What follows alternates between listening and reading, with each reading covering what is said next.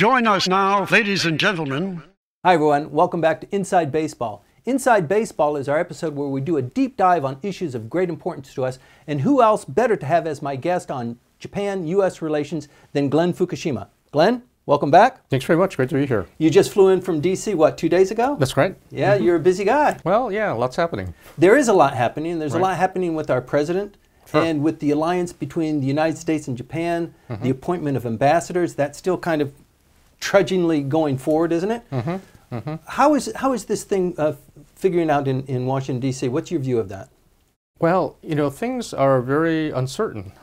Trump was in Brussels and London and then in Helsinki. And every place he goes, making a lot of news, calling the Europeans our foe in trade. And I had a very warm, fuzzy press conference with Vladimir Putin. And so there's a lot of concern about what is happening with the traditional alliances the U.S. had with Europe and what's going to happen with Russia, and also the 12 indictments of the Russians allegedly interfering with the election 2016. In the meantime, the North Korea situation continues to devolve, and there's a trade conflict with China. And so actually Japan is not very much front and center right now with regard to Washington, D.C., because there's so much else happening. Sometimes that's good, though, isn't it? I mean, I think so. Right. I mean, the president had a pretty good trip the last time he was in Tokyo. He was here for about 2 days, 2.5 days. In November. Yeah, Right. that went well. And then since then, they've had several meetings, Mar-a-Lago, Washington, and also, you know, they've talked more than 20 times on the telephone, mainly about North Korea. So I think, you know, although some of the trade issues are brewing, and the Section 233 investigation with regard to automobiles is something that Japan is very concerned about, much more so than the issue about tariffs on steel and aluminum. But, you know, all things considered, compared to all the other problems that the U.S. is experiencing with Europe generally, especially with England and Germany, and also with China, and increasingly with North Korea, I think Japan is, you know, relatively in a good place. And I guess, you know, the Prime Minister probably wants to keep things pretty calm at least until September, when he's up for his re-election to be the president of the LDP, Right, three-year term, so that he can stay on for another 3 years as Prime Minister. So I think his hope is that, you know, things will stay calm at least until then. How did things go from your view in Singapore with Kim and the president? Well, it all depends on who you talk to. Right. You know, there are a wide range of opinions. Those who, the president and the people around him, the Secretary of State Pompeo and others, have claimed waving the flag, great victory, rah, rah. that all sorts of wonderful things happened. The skeptics are very skeptical. And, but the only thing, I think, you know, people are certainly in agreement that it's better that they met than to have war on the peninsula. Right. So that everyone has agreed with. And things have calmed down a little bit, Yeah, haven't I think so, yeah. So for the time being, things will calm down. But the gap between what the president has been saying on the one hand and what seems to be happening on the ground in North Korea, the gap seems to be increasing. And so there's real concern whether or not the situation may again escalate, so that the military option is under consideration. It hasn't gotten to that point yet, but I think that there is concern that that may come about, especially since people like John Bolton have been extremely skeptical from the very beginning about any commitments that the North Koreans make. As you would expect, sure. You know, he's had experience, you know. That's right. He's been there before. Yep, as have a lot of other people. Right. One of the other positive things that have come out is apparently the great leader was educating his staff about how the storyline of the abductees, the people who have been abducted from Japan and kidnapped into Japan, how that should be addressed. And it seems like he's taking more of a softer or more of a realistic approach on that to talk more openly about what happened, how many people were involved, how they were handled, that sort of thing.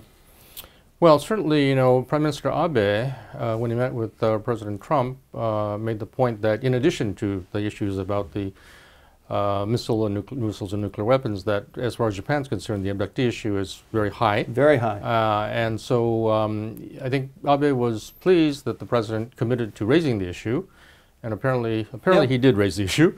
Not clear what the response was from Mr. Kim. And I think right now, I think Abe and his people are pretty much of the view that it's up to Japan to resolve that issue with North Korea directly. So my understanding is that there's an attempt underway to arrange for some meeting between either Abe and Kim or their deputies in order to try to move forward on this issue of abductees. So we'll see. That may, that could happen, and especially if it happens between now and September. That would be a wonderful thing. And if there's some positive outcome, then that will certainly help Abe in his re-election bid. I think even if there was just a meeting, just the announcement of a meeting, that would be boost enough. I mean, having a meeting and having the results of that meeting, come forward, it's like discussing with the Russians about the Northern Territories. You can talk until the cows come home, but getting results after that is really a different issue. Yeah. The abductee issue seems to be high on the Prime Minister's list because that's kind of one of the issues that wrote him into power. That's right. Yeah. Certainly. He's. He has a strong support base among the abductee families, and it is an issue that he's. Even back in 2012, when he came back in as Prime Minister after a 6-year gap, I think that was one of the issues that he was pressing on. So, yeah, for him it is a very interesting, important issue domestically, and it is an issue that many people have speculated if he makes even a little bit of progress on, that'll help him a lot politically in Japan. Sure. I mean, even just a return to status quo. Status quo meaning before they were experimenting with nuclear devices. Even a return to that would be a significant step in progress. Just keeping things calm. Yeah, I mean, certainly the... Can you roll it back, though? Well, I don't think so. I mean, the missiles and the nuclear development have proceeded pretty substantially over the last several years. So unless the North Koreans are serious about getting rid of those weapons, and actually the Japanese have, in addition, I think Foreign Minister Kono in particular has made a point about not only the nuclear weapons, not only the missiles, not only the abductee issue, but also chemical and biological weapons as well need to go. And so there's a lot there that that the Japanese are hoping for. Sure. And so, yeah, it'll be interesting to see how much progress there is between now and especially September. Right. Well, there's got to be a tit for a tat, though. I mean, for the North Koreans to give all of that up, what are they getting in return? Maybe they're getting some stability or maybe less scrutiny from the United States and some of the allies, but it doesn't seem to be a fair deal to me. There seems to be much more that would have to be involved in that. Trade, investment, bringing the economy of the North Korean up higher than it is right now, so that gives them a viable option instead of threatening their neighbor with biological or nuclear weapons to actually take it on the economy. Yeah, so I think from the U.S. point of view, there are a lot of things that the U.S. could offer, whether it's economic issues or lifting sanctions or not doing military exercises or even the issue of U.S. forces on the peninsula. There are a lot of cards and a lot of issues that Trump has. I think from the Japanese point of view, the main issue the Japanese have is economic aid. And so I think in the mind of the North Koreans, and probably in the minds of the Japanese leadership as well, this issue of abductees is, I think, most strongly linked to the notion of, if they fess up and if they, return whoever is still alive among the abductees, that will provide the basis for Japan offering something on the economic side. Right. I don't think there's too much more that Japan could offer. Right. Whereas the U.S. has a whole range of issues that they could offer, including, guarantee that the U.S. is not going to try to institute regime change in North Korea. And there's a bunch of things. So, but then this whole issue now with the U.S.-China trade conflict, how that's going to affect China's willingness to cooperate with the United States regarding North Korea is up for some speculation, because there are some in China also saying, well, look, if you're going to be imposing all these tariffs on us, what's the incentive for us to help you on North Korea? Right. So, things are linked.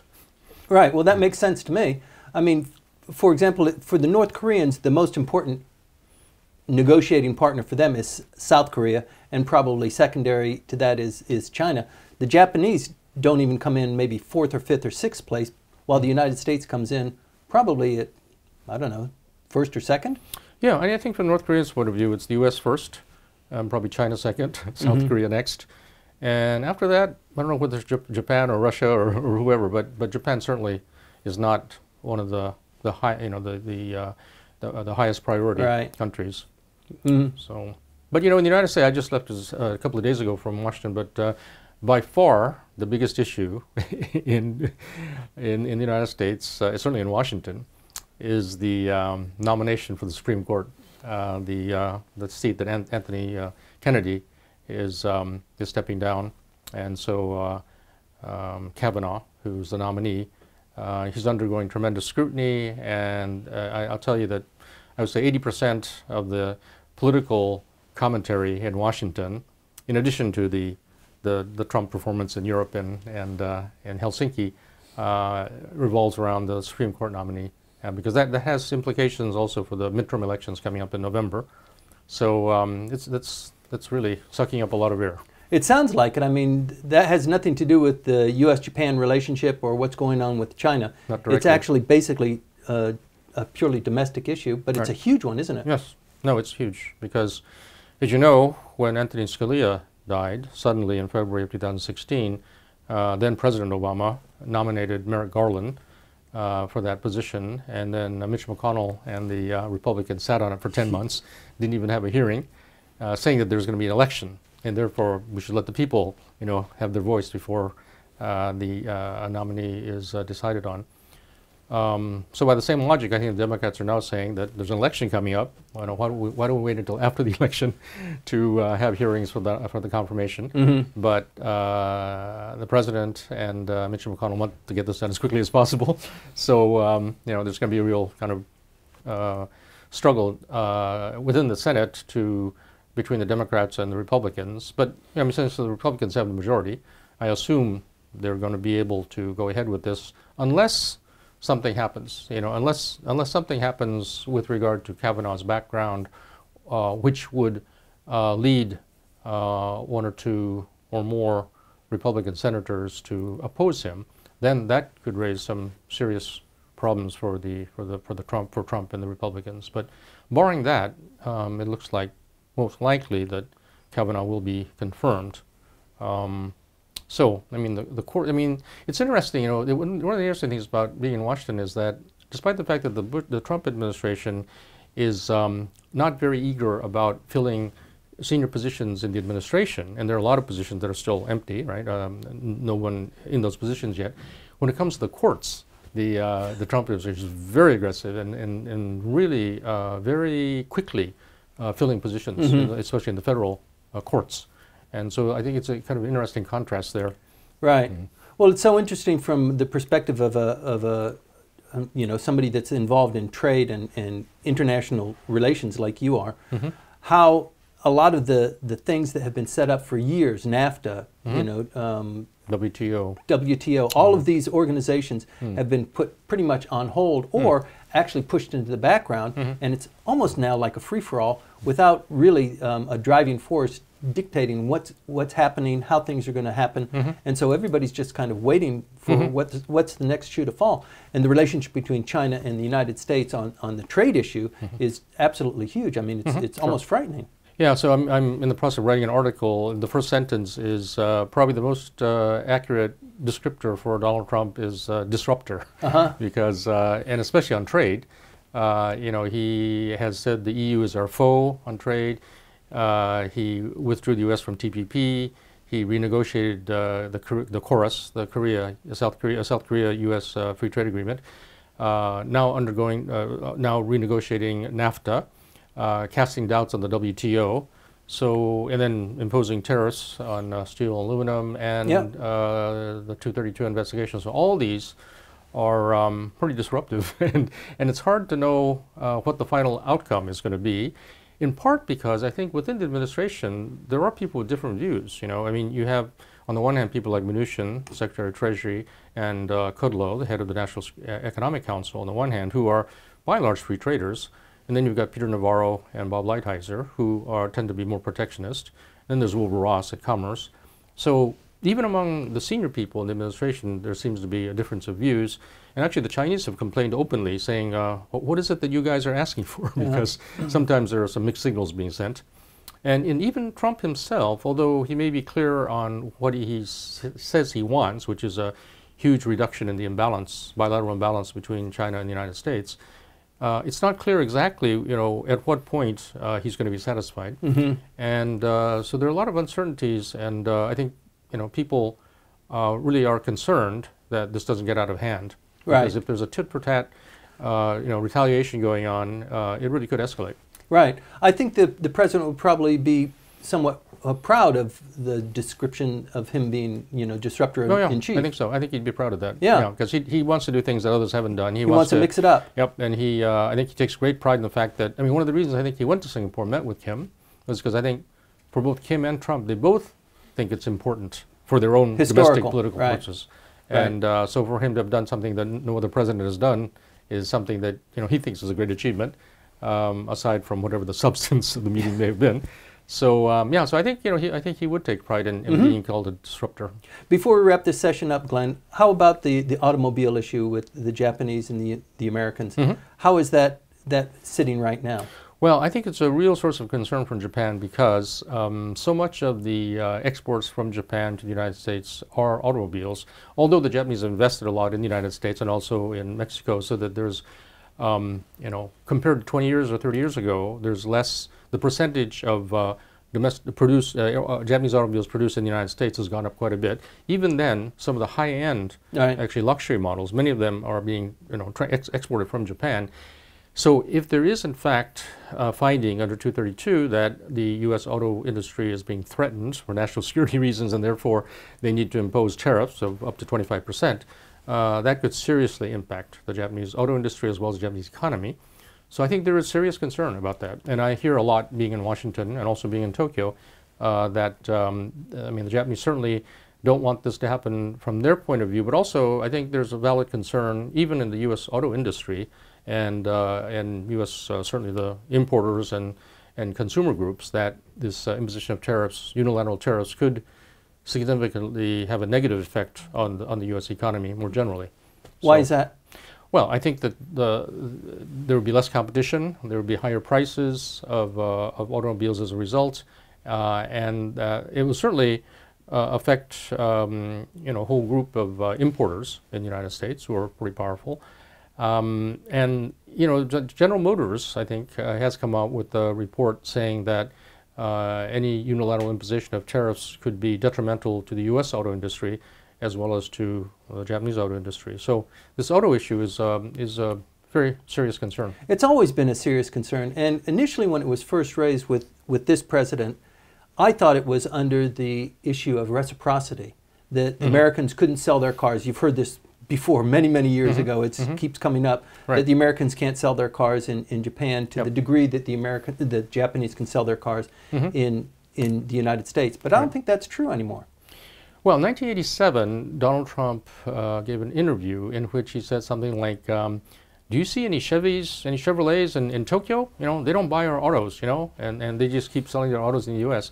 So at that time, and up till recently, I think Trump, as well as the U.S. auto industry, wanted to open up the Japanese market and have Japan buy more American cars. However, over the last, I'd say, 10 years, because the Japanese market is shrinking in terms of population, and also because China and other markets are growing, I think the U.S. auto industry, by and large, if they had a choice between opening up the market in Japan for their products they'd go elsewhere. Versus limiting the access to the U.S. for Japanese automakers, they would probably choose the latter. Sure. And so I think now the interest is not so much in opening the Japanese market, it's more in restricting the Japanese exports, and therefore the Section 233 from the U.S. point of view makes sense. Great. Because it's limiting their export, it's not helping to increase the U.S. exports to Japan.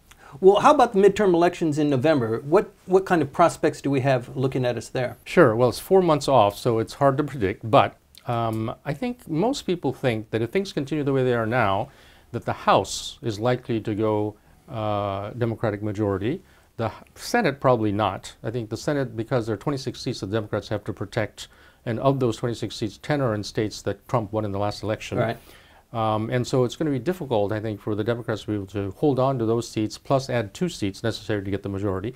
On the House side, though, it looks like it's possible. And the outcome of this midterm election is very important, I think, from the standpoint of the remaining 2 years of this term of the Trump administration, because if the House and the Senate both stay Republican majority, then I think that gives Trump a much freer hand to do what he wants to do. Whereas if the House, or maybe he's holding back? Well, if the House and the Senate, for instance, although not likely, if it happens that they both go Democratic majority, then they could be a severe check on what Trump wants to do in the 2 years. So that is going to have a huge impact. And if the Senate flips, which is not likely but not impossible, then that will significantly impact appointments and nominations and confirmations as well. So I think in terms of policy, legislation, and in terms of confirmations, whether the Senate goes Democratic majority is important. And also from the standpoint of things like impeachment and legislation, certainly how the House goes is very important. So it is a very important election in that regard. 4 months away, an interesting dynamic because a lot can happen in 4 months. Exactly. And I mean, this thing switches back and forth. So with domestic policy, the economy, unemployment rate is still like 4%. Economy is doing quite well. The stock market is still doing reasonably well. I think people feel the economy is okay, but you never know what may happen there. And then there's foreign policy issues, whether it's North Korea or Syria, Russia, terrorism. There are all sorts of things that could happen between now and November. Yeah. Thank you very much, Glenn. Sure. The United States and Japan, 2 trading partners that are intricately entwined and vitally important to each other. Please stay tuned. We're going to continue to watch this.